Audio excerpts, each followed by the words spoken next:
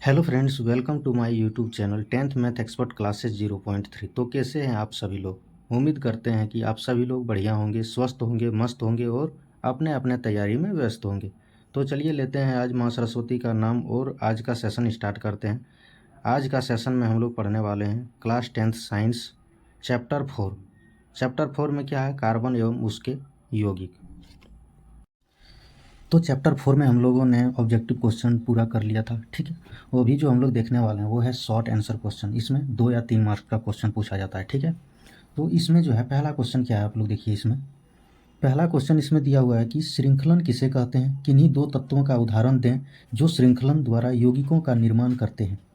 तो श्रृंखलन क्या होता है पहले हम लोग समझ लेते हैं, ठीक है।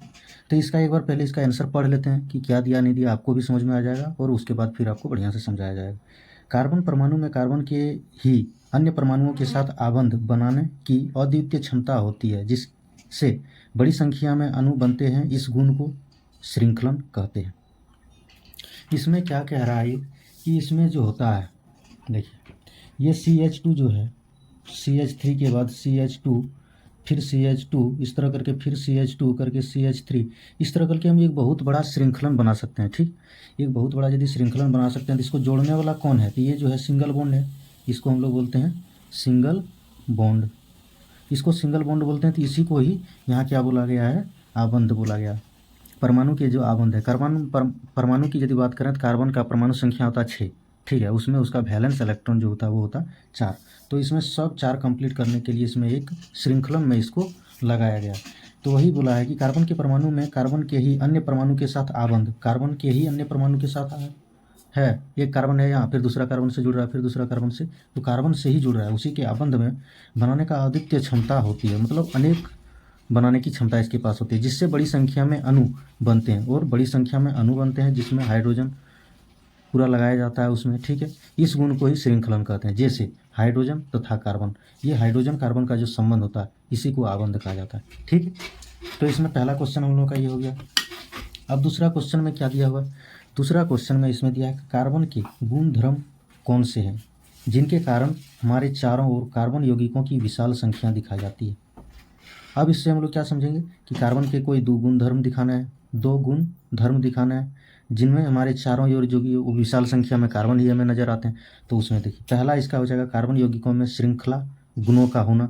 कार्बन यौगिक में जो अभी श्रृंखला हम बताए उसका होना, ये कार्बन की सबसे बड़ी और विशाल मात्रा में इसको दिखाई गई है, ठीक है। तो यही होती है निम्नलिखित में से एक कारण। दूसरा कारण है कार्बन की संयोजकता 4 होना, और फिर संयोजकता जो है उसका 4 होता है। तो ये एक इसका जो स्केलेटन सिस्टम बनता है, ढांचा स्ट्रक्चर, वो बनते जाता है, ठीक है। तो ये हम लोग का कार्बन का ये दूसरा नंबर क्वेश्चन था, जो दूसरा नंबर भी हो गया। आप लोगों का साइंस में ये नंबर बाय नंबर आप लोगों को क्वेश्चन मिलेगा, ठीक है। आप लोग देख लीजिएगा और मिला लीजिएगा। अब इसमें देखिए हम क्वेश्चन नंबर 3 देखते हैं। क्वेश्चन नंबर 3 में क्या दिया है, थोड़ा सा इसको हम बड़ा कर देते हैं।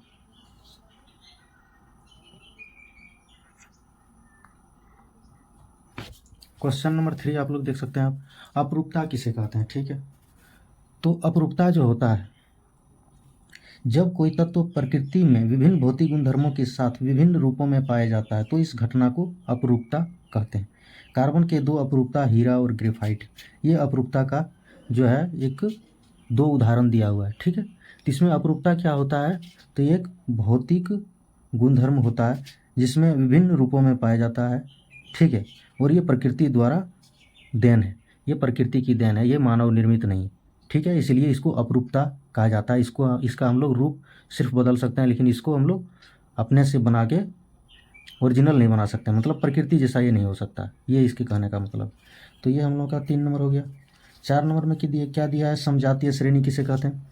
तो समान जाति की जो श्रेणी होती है उसे ही समजातीय श्रेणी कहते हैं। ये जो है सबसे बड़ी उदाहरण हम लोग एल्केन में देखते हैं, ठीक है। एल्केन में कैसे देखते हैं, पहले इसको हम पढ़ देते हैं। कार्बनिक यौगिकों की वह श्रेणी जिसके सभी सदस्यों में एक ही प्रकार्यात्मक समूह रहता है और जिसके किसी भी 2 क्रमागत सदस्यों के आणविक सूत्रों के बीच सदा CH2 का अंतर रहता है, उसे यहाँ समझाती लिख दिया है, ठीक है। इसमें आप समजातीय कर लीजिएगा, समजातीय श्रेणी कहते हैं। जैसे इसमें उदाहरण दे दिया है, मीथेन दे दिया है, इथेन दे दिया है, ठीक है। और इसमें अंतर CH2 होता है, कैसे होता है देखिए। जैसे मान लिए कि मीथेन या फिर इथेन में किसी का भी एक एग्जाम्पल ले लिए। एग्जाम्पल हम ले लिए इसमें, मान लीजिए C3H8 का, ये प्रोपेन हो गया। ये क्या होगा, प्रोप इसका होता है, और प्लस में ANE जब जोड़ देंगे तो ये एल्केन का है, क्योंकि 3 दूना 6 और 2 जोड़ देंगे 8, CnH2n+2 में हो जाता है ये फिट 2n+2 में, तो ये एल्केन हो गया, प्रोपेन हो गया इसका, प्रोपेन PAN, ये प्रोपेन हो गया, इसका यूपिक नाम होता है। ठीक है, तो इसमें क्या दिया हुआ था कि हमको स्ट्रक्चर इसका दिखाना है जिसमें अंतर CH2 का हो। इसमें कार्बन कितना है, 3 कार्बन है, 1 2 3 लगा दी। ठीक है, 3 कार्बन लगा दिए। इसमें इसका कार्बन का जो वैलेंस होता है, वैलेंस इलेक्ट्रॉन कितना होता है, ये तो 4 होता है, 1 2 3 और एक 4, फिर 1 2 3 और एक 4, फिर 1 2 3 और एक 4, चारों तरफ देखना है। ऐसा नहीं कि इसको छोड़ दिए फिर 4 दे दिए, उस तरह नहीं करना। ठीक, अब इसमें हम लोग ऐसे बिठा देते हैं। अभी हम लोग बिंदु स्ट्रक्चर भी बाद में पढ़ने वाले हैं, अभी ये कैसे होता है इसको डायरेक्ट आप ऐसे समझिए। ठीक है, बाद में हम लोग बिंदु स्ट्रक्चर भी देख लेंगे। तो ये होता है, जब इसको हम लोग स्ट्रक्चर में शॉर्ट फॉर्म में करेंगे, थोड़ा सा शॉर्ट करेंगे, तो ये ऐसे हो जाएगा CH3, फिर ये हो जाएगा CH2, और ये हो जाएगा फिर CH3। तो इसमें कितना है, इसका डिफरेंट जो है, इसमें डिफरेंट कितना है, तो CH2 का, इसीलिए हमको इसमें CH2 का समजातीय श्रेणी इसको कहते हैं। ठीक है, उदाहरण दे दिए हैं इसमें, CH3OH में भी ये CH2 आता है, C2H5OH में भी, इसमें ये कुछ CH2 के अंतर दिए हैं। ठीक है, तो इसमें आप लोग अंतर देख लीजिएगा, हम तो समझा दिए बीच में कैसे अंतर होता है, समजातीय श्रेणी कैसे होता है। ठीक है, अब इसमें चौथा क्वेश्चन हम लोग का हो गया, चौथा क्वेश्चन हो गया था। पांचवा क्वेश्चन देखिए, पांचवा क्वेश्चन में क्या दिया है आप लोगों का, प्रकार्यात्मक समूह। प्रकार्यात्मक समूह किसको बोला जाता है, आप लोगों को हम बताए थे कि जैसे एल्डिहाइड हो गया, कीटोन हो गया, ठीक है, एसिड हो गया। तो इस तरह में जो एसिड का C OH होता है, एल्डिहाइड का CH वो होता है, कीटोन का CO होता है, अल्कोहल का OH होता है, ये जो होता है प्रकार्यात्मक समूह होता है। ठीक है, वही इसमें दिया है कि निम्न यौगिकों में विद्यमान प्रकार्यात्मक समूह का नाम बताएं। अब किसमें क्या समूह है उसको बताना है। तो इसमें देखिए सबसे पहले CH3COOH में कौन सा समूह आपको नज़र आ रहा है, तो इसमें हमको जो नज़र आ रहा है वो हमको ये नज़र आ रहा है जिसमें COOH है, और इसी को हम लोग बोलते हैं एसिड। ठीक है, इसमें CO नज़र आ रहा है, इसको हम लोग बोलते हैं कीटोन, कीटोन हो गया। और ये CH जो आता है ये होता है एल्डिहाइड, एल्डिहाइड। ठीक है, और ये C2H5 जो है OH इसमें आ रहा है, यहाँ CH OH हम इसको बोलते हैं एल्कोहल, ये होता है एल्कोहल। वही इसमें दिया है किसी कार्बनिक यौगिक में उपस्थित वे समूह जिनके ऊपर यौगिकों का मुख्य गुण निर्भर करता है प्रकार्यात्मक समूह कहलाते हैं। ये प्रकार्यात्मक समूह का डेफिनेशन आप लोगों को दिया है, इसका परिभाषा दिया, आप लोग इसको याद कीजिएगा। उसके बाद इसमें प्रकार्यात्मक समूह का नाम लिखना है। तो इसमें कार्बोक्सिलिक एसिड, देखिए एसिड जो हम लोग यहाँ COOH देखिए एसिड है, इसी में जो है इसको क्या नाम दिए हैं, CH3COOH को इसको बोले हैं कार्बोलिक एसिड। ठीक है, तो कार्बोक्सिलिक एसिड जो हो गया ये CH3COOH का हो गया, और नीचे यहाँ फिर दिया कीटोन, ये CO का है तो ये कीटोन का है। यहाँ CH3 लगा दिया इसलिए कार्बोक्सिलिक एसिड नहीं हुआ। इसमें यदि ये HCOOH भी रहता तो ये कार्बोक्सिलिक एसिड होता। ठीक है, उसके बाद ये कीटोन बीच वाला हम दिया तो ये कीटोन का हुआ, दूसरा एल्डिहाइड लिख दिए, तीसरा में एल्कोहल लिख दिया। सब आपका इसमें मिल गया, कैसे हुआ नहीं हुआ पता चल गया आप लोगों को। अब देखिए इसमें क्वेश्चन नंबर 6, क्वेश्चन नंबर 6 में क्या दिया है, अधिकतर इसमें अभी हम लोगों को सब वही दिया हुआ, ये कीटोन है। देखिए आप लोगों को इसमें और कुछ थोड़ा सा बता देते हैं। ये कीटोन जो होता है, यहाँ जैसे दिया है क्या, कीटोन दिया, इस जगह कीटोन दिया, तो इसमें ये जो होता है इसको आप ऐसे लिख सकते हैं। ठीक है, ऐसे देखिए दोनों तरफ दे दिए, क्योंकि कार्बन का वैलेंसी होता है 4, 1 2 3 और एक 4, इस तरह करके पूरा कर दिए तो ये 4 हो गया। ठीक है, या तो फिर इसको जो है थोड़ा घुमा दीजिएगा आप, तो इसको ऐसे भी लिख सकते हैं, और इसमें 2 जगह कहीं दे दीजिए इस तरफ, तो ये हो गया इसका 4। या तो फिर एक बार और इसको आप घुमा सकते हैं, तो ये इसको नीचे कर दीजिए और इधर 2 को दे दीजिए, यहाँ वो दीजिए।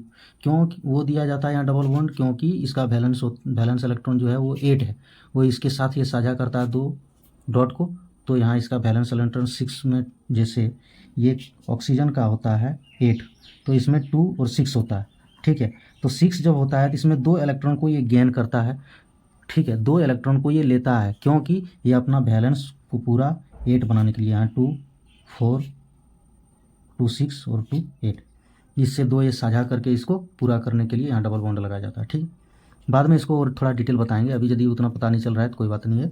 इसमें ये जैसे हो गया कीटोन हो गया, ये क्या हो गया एसिडिक में कार्बोक्सिलिक एसिड इसको बोल सकते हैं, और ये CHO क्या हो गया एल्डिहाइड हो गया, और ये OH एल्कोहल होगा, सब वही मिल रहा है, ठीक है। तो इसमें आपका जो है ये पूरा 6 नंबर भी कंप्लीट हो गया।